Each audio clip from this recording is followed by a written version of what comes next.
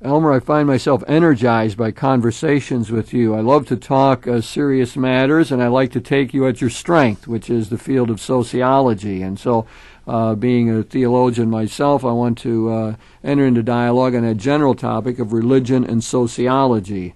And of course, that's a broad-ranging question, isn't it? You can go in so many different directions with that.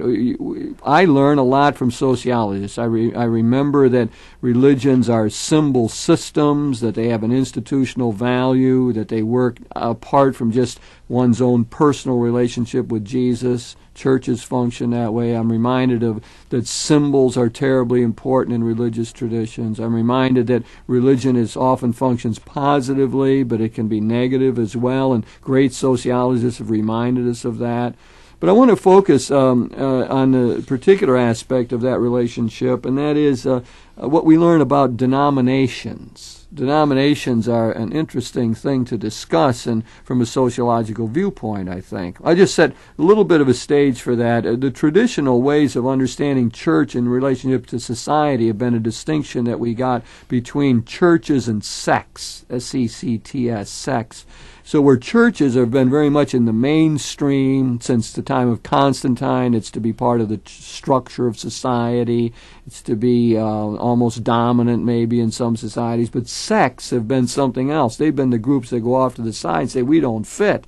We're prophetic. We are going to challenge what's going on in society. So that's been a traditional distinction between the way churches work in relationship to society and those that are these minority groupings. Now, denominations have to be somehow related to that, I think.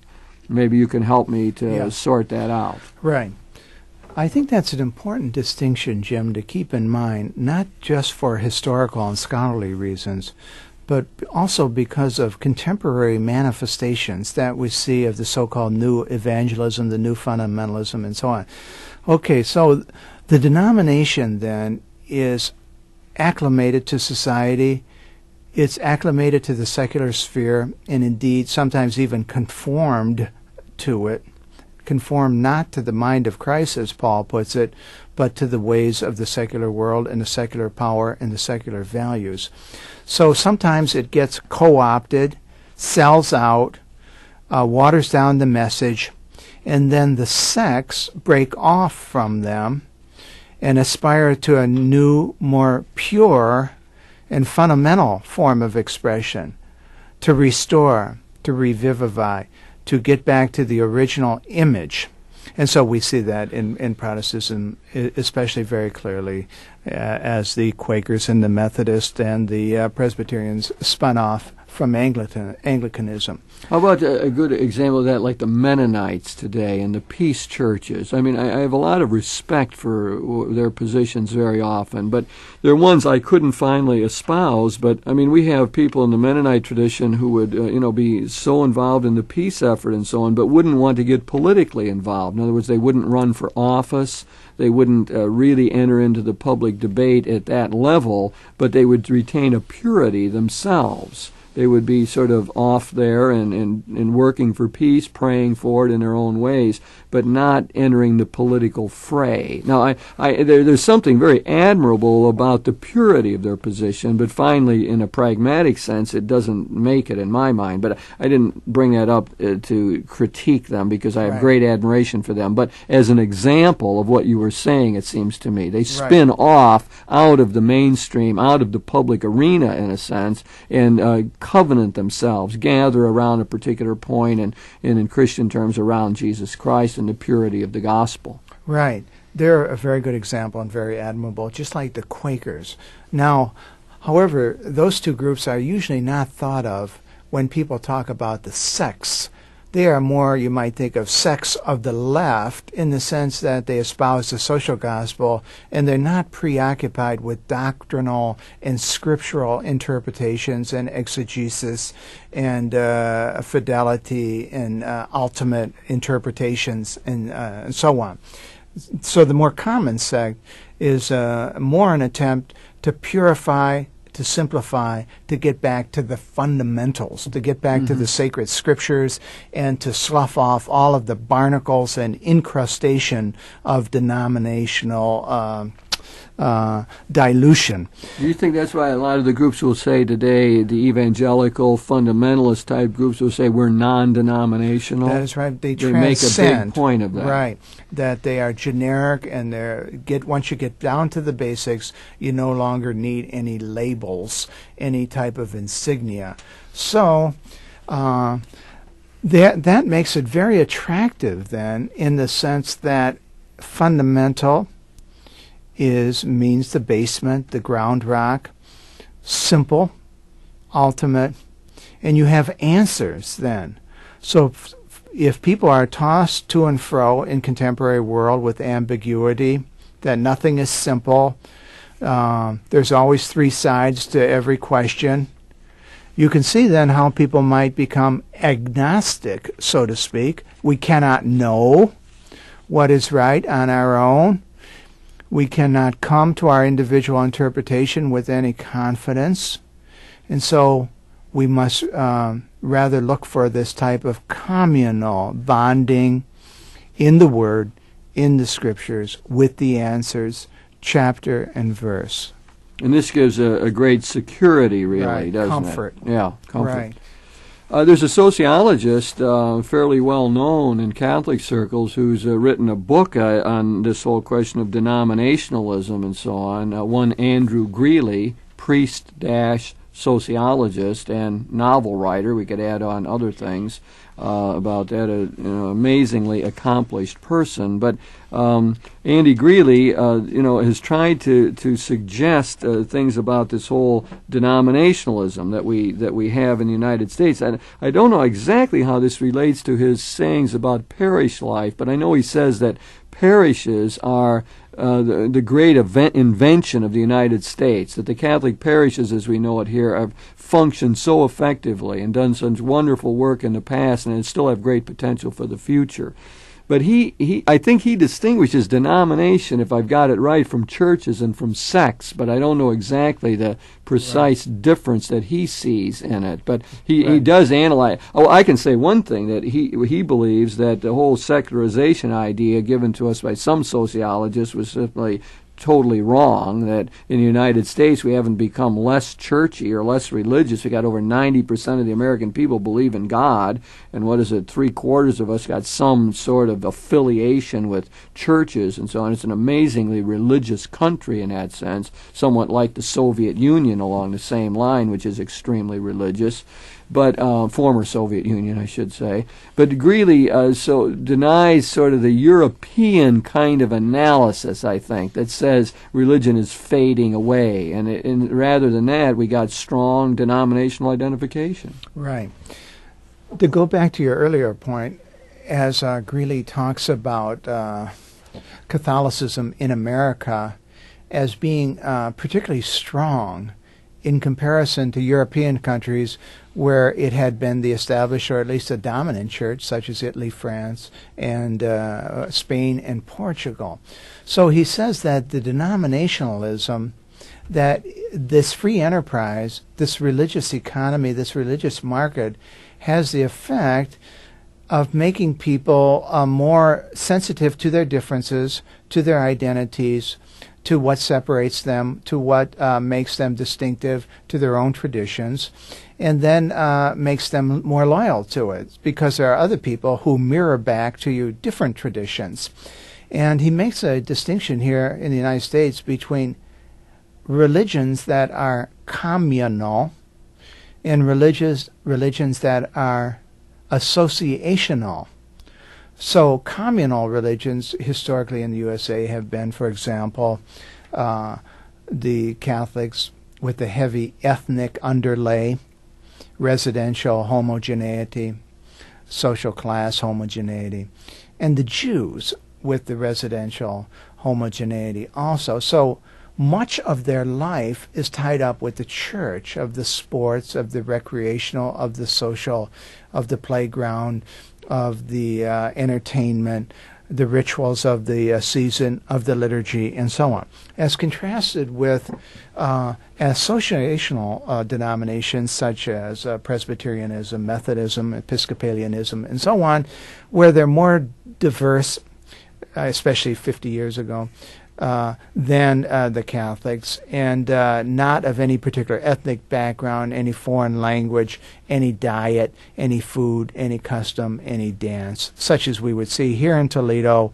with St. Stephen's and some of the Polish parishes, and so on. So the Catholic Church was more communal in the sense that it was a geographical folk community as contrasted with the Protestant one, which was more people driving in from a wider geographical location. Now, as Catholics have moved up in the economic and social hierarchy, they seemingly and the ethnicity has been broken down in the neighborhood. Homogeneity has definitely broken down in the suburbs.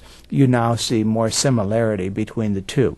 So the Protestant world has seen the relationship to their congregation in more voluntary terms. Yes. You choose to join it, and you could easily move from one to the other, where the traditional Catholic sense was, I'm born into this, it's part of my neighborhood, my ethnic background, and I sort of assimilate myself into it. I don't really think of moving around. Right. Now, of course, we've got this interesting phenomenon where the Catholics become more like Protestants these days, Right. because we have our college students coming out, and if they move to a new town, they liked it at the Newman Center on their campus, they move to a new town, they don't like the liturgy at this church where they live 1 mile away, they might drive 4 or 5 miles to another church, or they will search it out. They will shop around, or they might look for the local Newman Center to go to. So they have become more Protestant in that sense, in voluntarily joining up with a particular faith community. Yes, that's an interesting application there.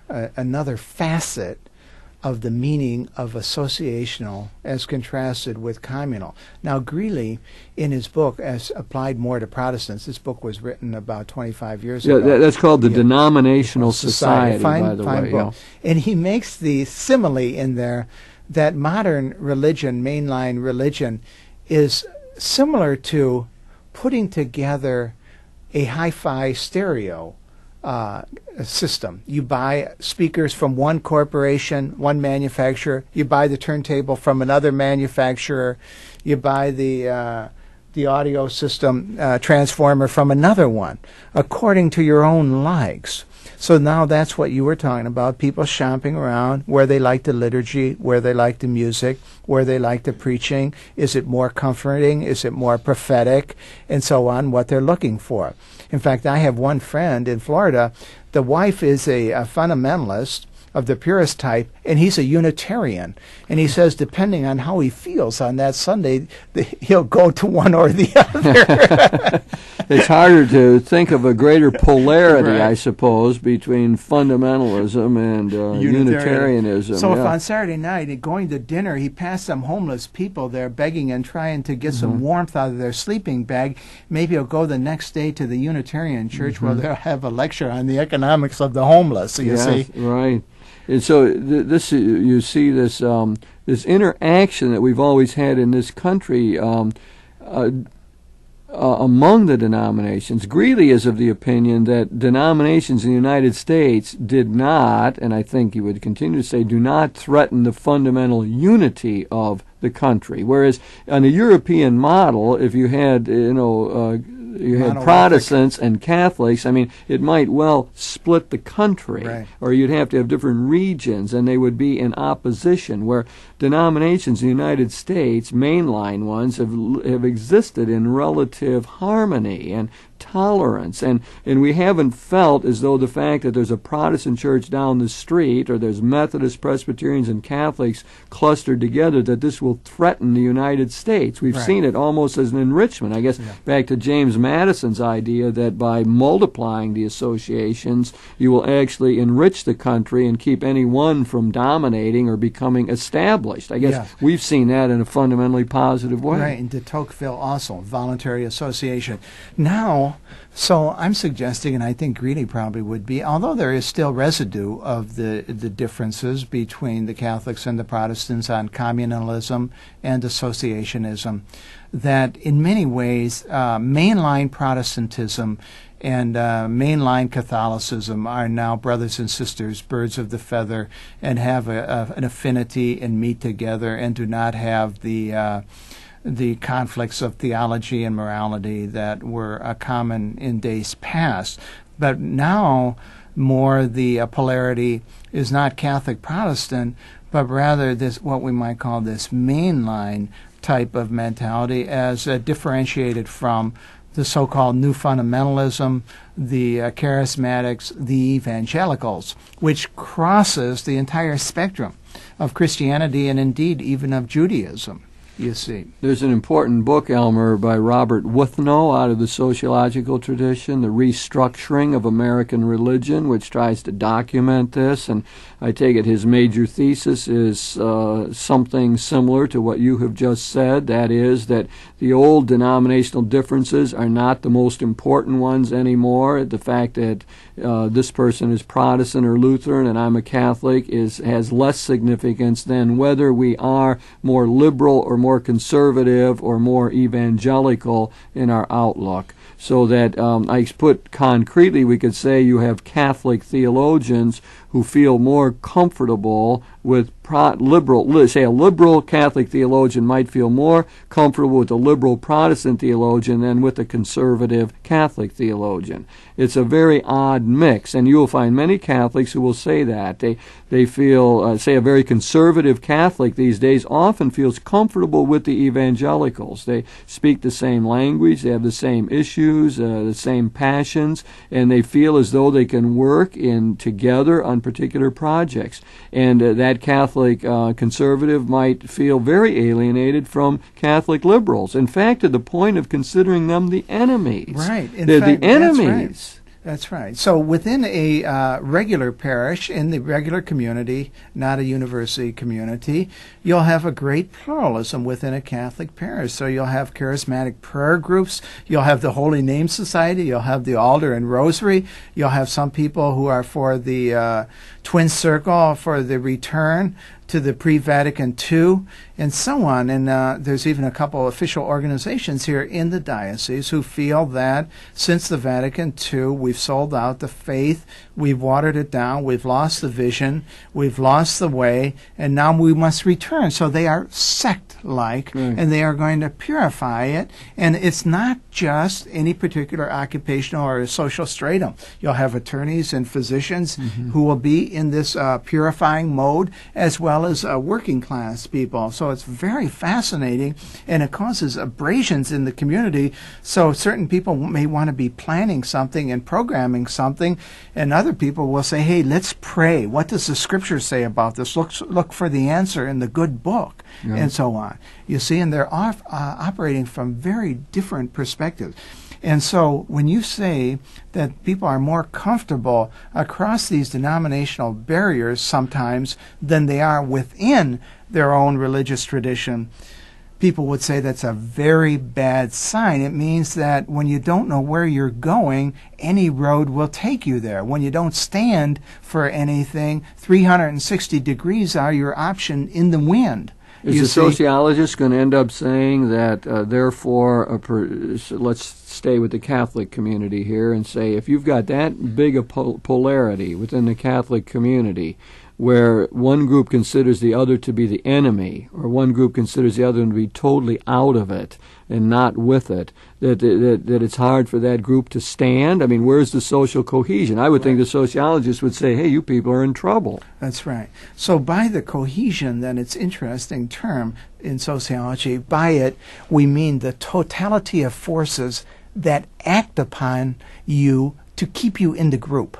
So it's like gravity holding the different planets in orbit, holding them in. What's the opposite of our cohesive forces? Are the alienating forces? Or the divisive ones, the polarizing ones. So if you have them on scripture, on liturgy, on music. In my own parish, we have 3 different choirs, for example, and people plan their attendance in terms of which group is going to be performing, and so on, you see.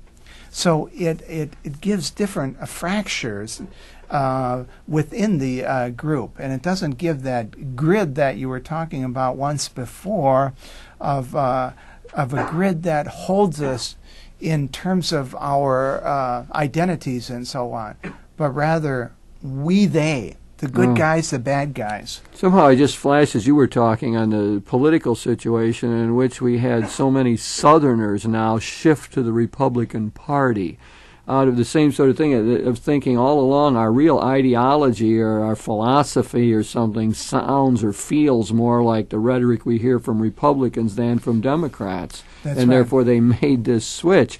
And I wonder what, I'm not predicting something similar within the religious world, but it is fascinating. I mean, what will the very conservative Catholics do who the liberals consider to be reactionaries, and they keep finding themselves in kinship with Jerry Falwell or the TV evangelists and all of those people? What? Someplace do you say, well, let's join up, let's construct an institution that we both can belong to? I mean, I wonder what you do that way.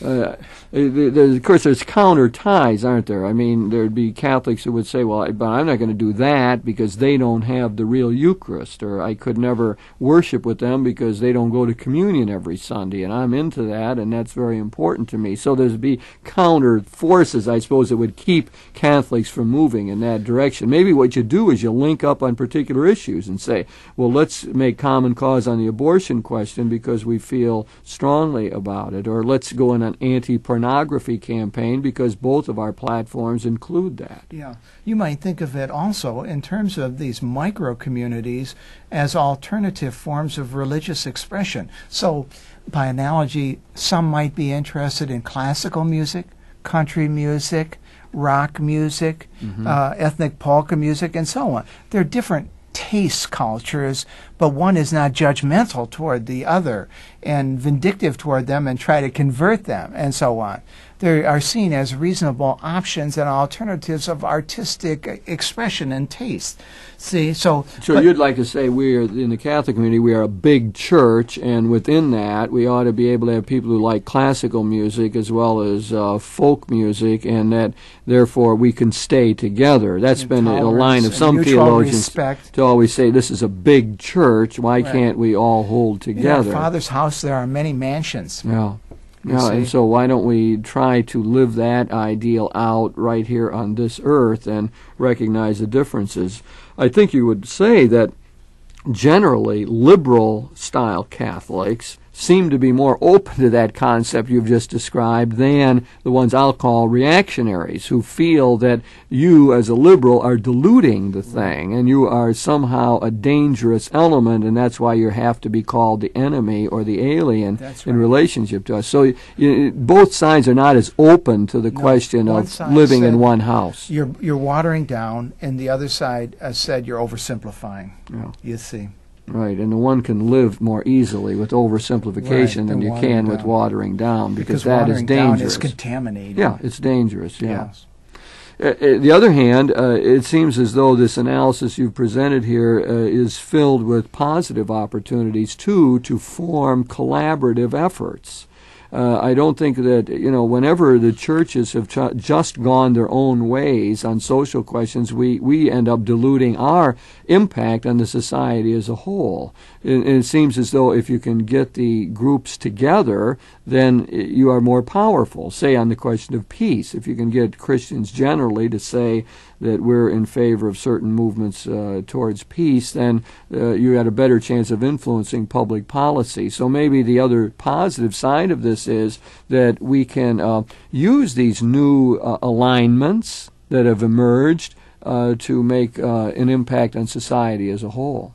That is true. So a political leader then who is getting letters and pressure and lobbying from a disparate array of interests would be more and all in the same way toward peace, toward the economy and so on, would have to be more attentive than one Looney Tune left-wing, right-wing labor union management group, whatever it is, where you can just discount it. Yes, you do have greater clout. And of course, we've always said that in witnessing to the world, and that's why Jesus, gave us that dictate early on that there's to be one flock and one shepherd, because out of this unity, we would witness better to the world.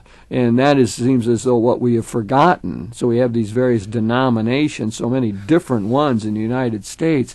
And it causes other people to question this. Well, I mean, why is this division? It's a scandal. It causes people to stumble. You know, the scandal comes from the Greek word skandalizo, which means to cause to stumble. So we got a situation where people are hurt by this denominational and then difference. When it's even under the same building, in the same church building, enemies and so on, then it's even more of a scandal, of course. Makes it even more difficult to deal with, yeah.